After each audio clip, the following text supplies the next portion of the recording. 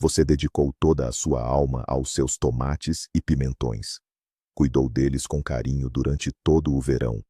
E então, em agosto, quando a colheita suculenta está quase ao alcance da mão, você vê aquilo, uma mancha preta, afundada, feia na ponta do fruto.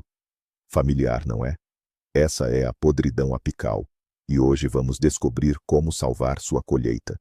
E eu prometo, você vai descobrir que, na verdade, não é uma doença, e que as pragas não são as culpadas. A verdade vai surpreender até os jardineiros mais experientes. Vamos chamar as coisas pelo nome.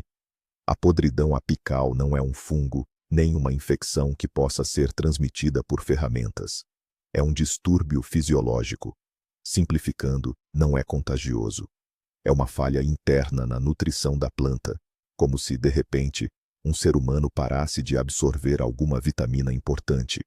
E nossa tarefa é entender por que essa falha ocorreu e corrigi-la rapidamente. Bem, vamos dar uma olhada neste fruto problemático. Uma mancha preta, seca e afundada bem na pontinha. Dá uma desanimada, não é? Parece que todo o esforço foi em vão. A primeira coisa que nos vem à cabeça é correr para pegar algum produto e pulverizar tudo. Mas calma, pare agora. Essa é a maior besteira que você pode fazer. Para começar, o principal. Essa mancha feia no fundo do tomate ou do pimentão é apenas a ponta do iceberg. Não é uma doença que pulou da planta vizinha. É um grito de socorro da própria planta.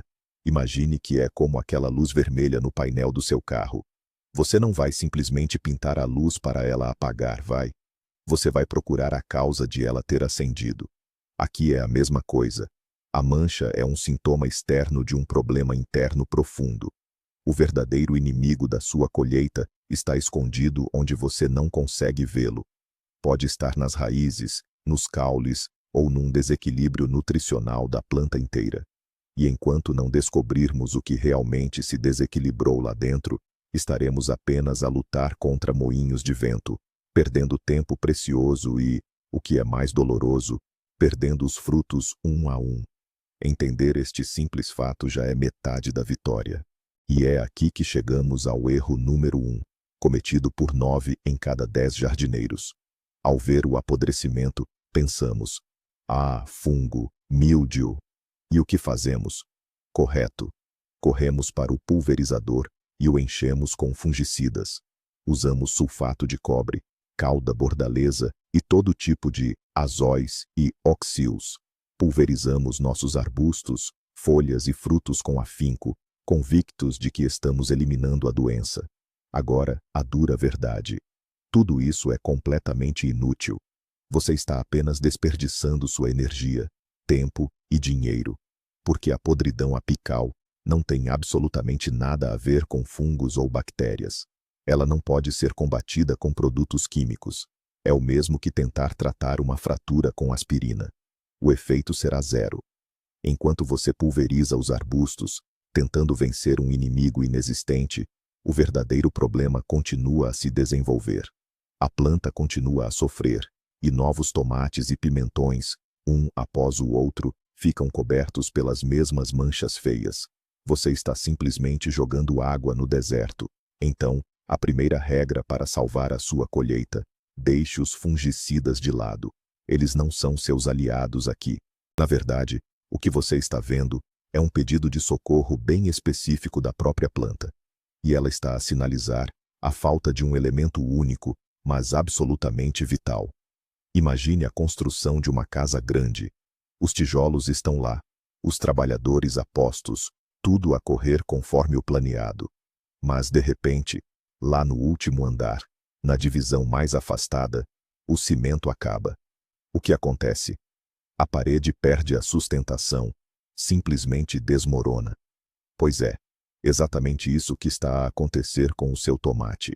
O fruto é como uma casa em construção, e o cálcio é o cimento que une e dá estrutura às suas células. Sim, o segredo está mesmo no cálcio. É ele quem garante a resistência e a elasticidade das paredes celulares.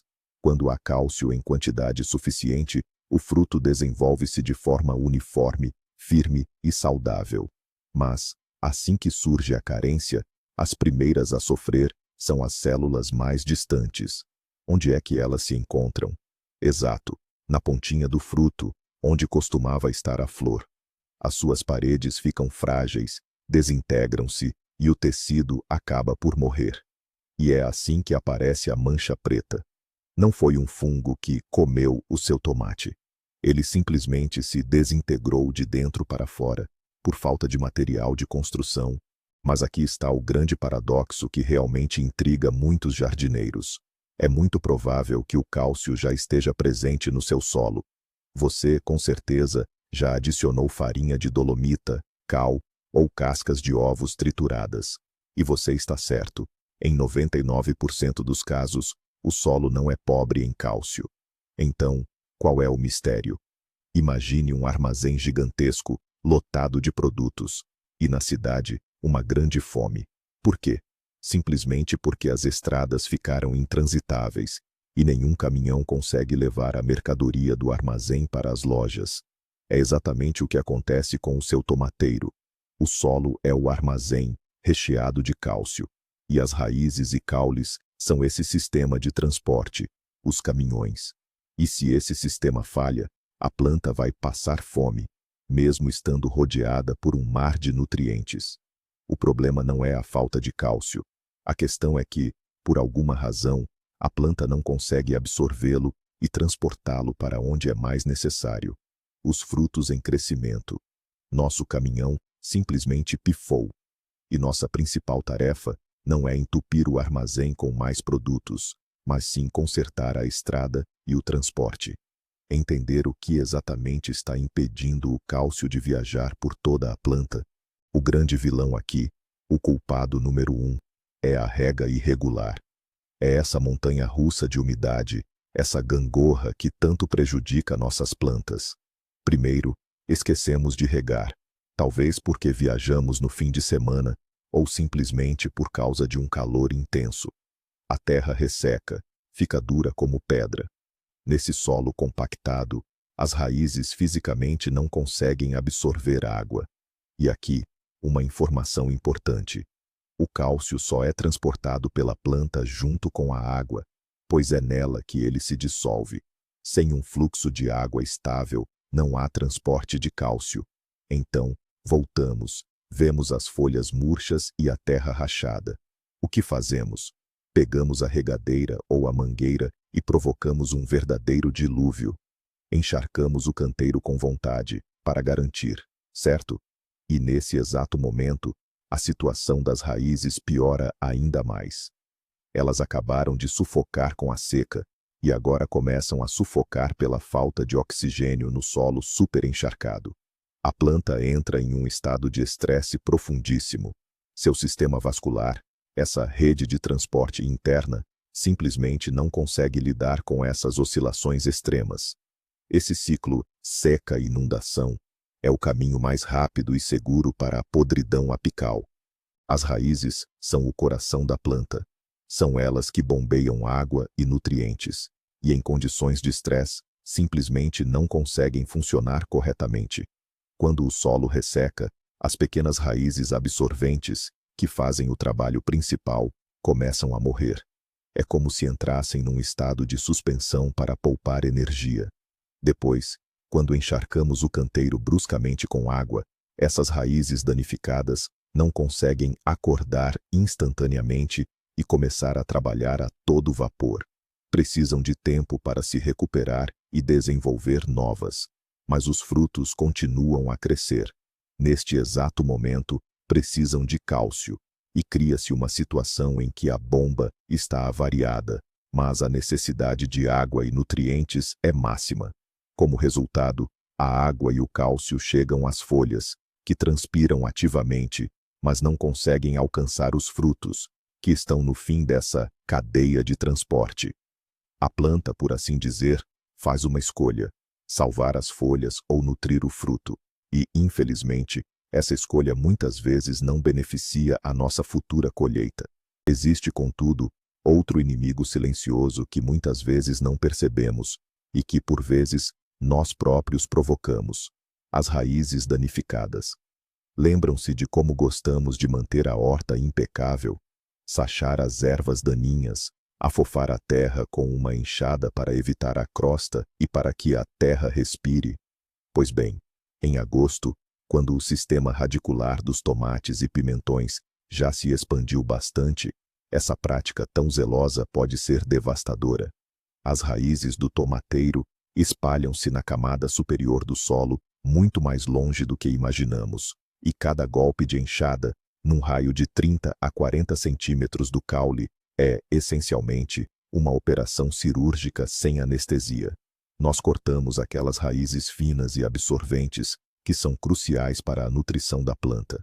O tomateiro perde uma parte significativa do seu sistema de alimentação, e mesmo com uma rega perfeita, simplesmente não conseguirá absorver água e cálcio suficientes do solo. Por isso, lembrem-se, em agosto, é preciso ter extremo cuidado ao usar a enxada perto dos pés de tomate e pimentão. É sempre melhor cobrir o solo com uma boa camada de cobertura morta, mulch, do que o afofar constantemente. Outra causa oculta reside na composição química do próprio solo, mais especificamente, na sua acidez, ou nível de pH. O cálcio é um elemento bastante caprichoso. Ele só é bem absorvido pelas plantas em solos com reação neutra ou levemente alcalina.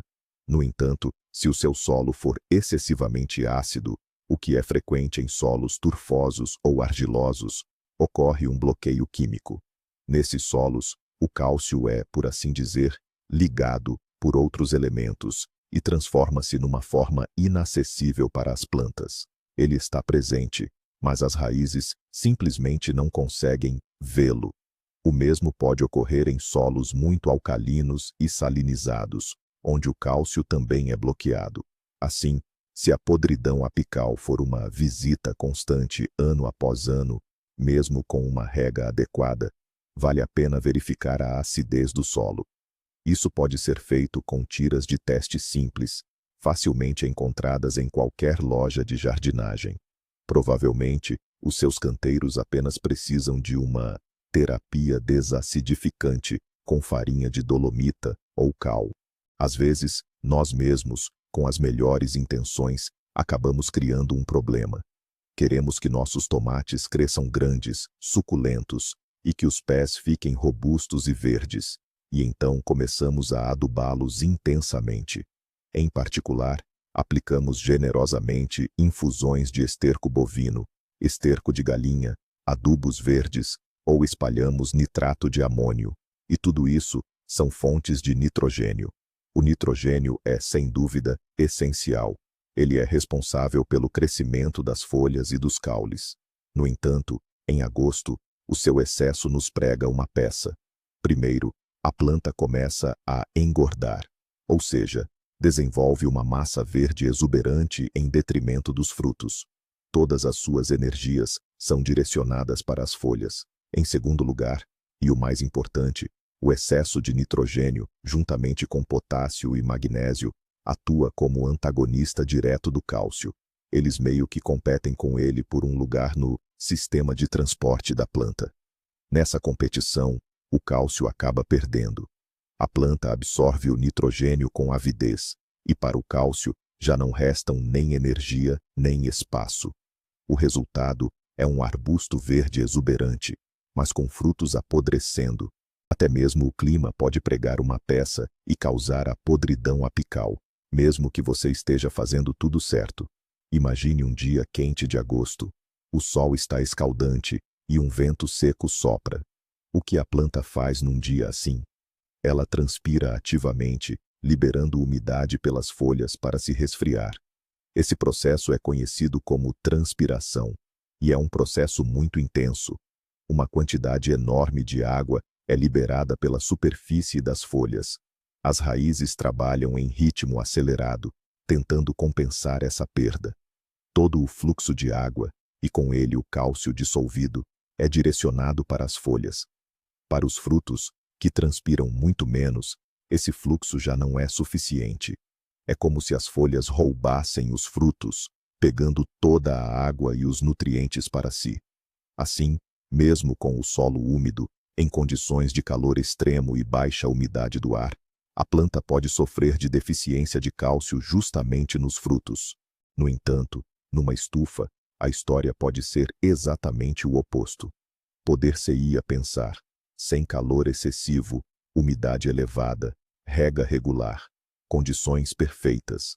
Mas nem tudo é assim tão simples. Lembremo-nos que o cálcio se move pela planta juntamente com o fluxo de água, um fluxo que é impulsionado pela transpiração das folhas, a tal evaporação. Mas o que acontece numa estufa fechada, mal ventilada, especialmente à noite ou em tempo nublado? A umidade do ar aproxima-se dos 100%. O ar está saturado de vapor de água, e a evaporação da superfície das folhas praticamente cessa. O fluxo de água dentro da planta desacelera, e por vezes até para por completo. O nosso sistema de transporte paralisa, e o cálcio, mesmo que esteja abundante tanto no solo como nas raízes, simplesmente deixa de chegar aos frutos em crescimento. É como se ficasse retido a meio do percurso. Por isso, a ventilação regular da estufa não é apenas uma forma de combater a fitoflora, é também uma condição crucial para a nutrição adequada das suas plantas. Então, você chegou na horta e se deparou com aquela cena terrível.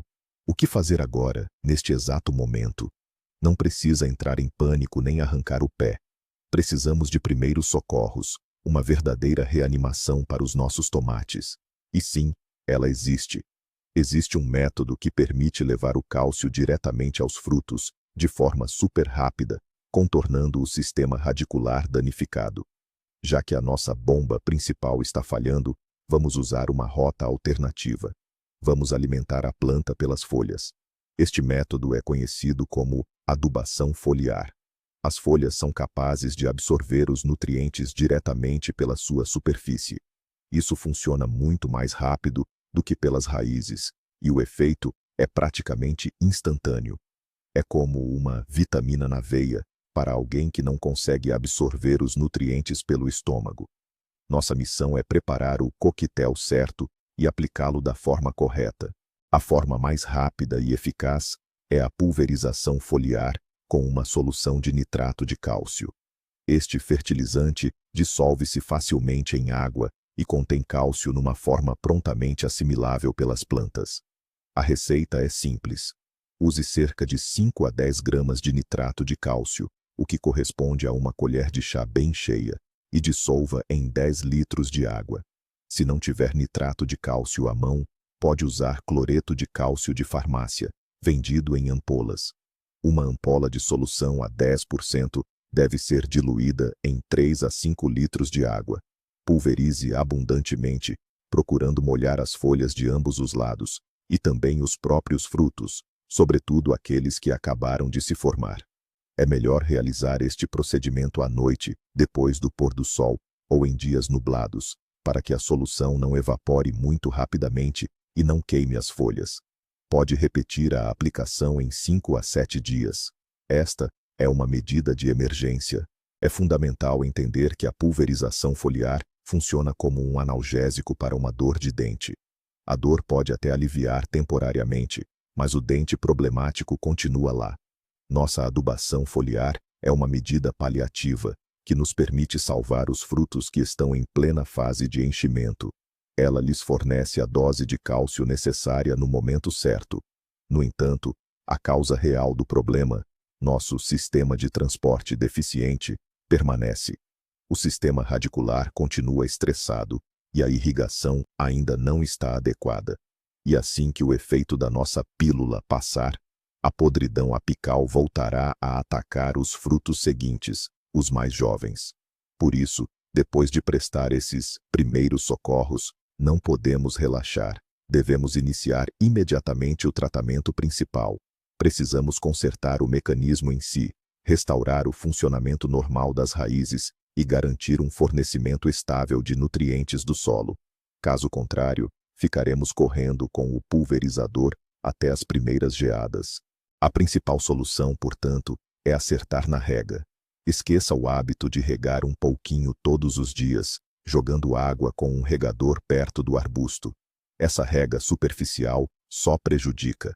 Ela umedece apenas os primeiros 5 centímetros do solo, estimulando o crescimento de raízes superficiais, que por sua vez, são as primeiras a sofrer com a seca. Enquanto isso, as raízes mais profundas e essenciais ficam na terra seca. A rega correta em agosto deve ser espaçada, mas muito abundante. Sua tarefa é encharcar o solo a uma profundidade de pelo menos 20 a 30 centímetros, onde se encontra a maior parte das raízes. Regue a cada 5 a 7 dias, dependendo das condições climáticas, mas despeje não menos que um balde de água por arbusto. É melhor fazer isso pela manhã ou ao final da tarde. E despeje a água diretamente na base da planta, evitando molhar as folhas e os frutos. Esse regime de rega permitirá manter uma umidade estável na zona das raízes, sem as oscilações bruscas entre seca e solo encharcado. As raízes estarão em condições ideais e conseguirão absorver água e cálcio de forma contínua. E aqui vos apresento a arma secreta na batalha pela umidade estável do solo. A cobertura morta.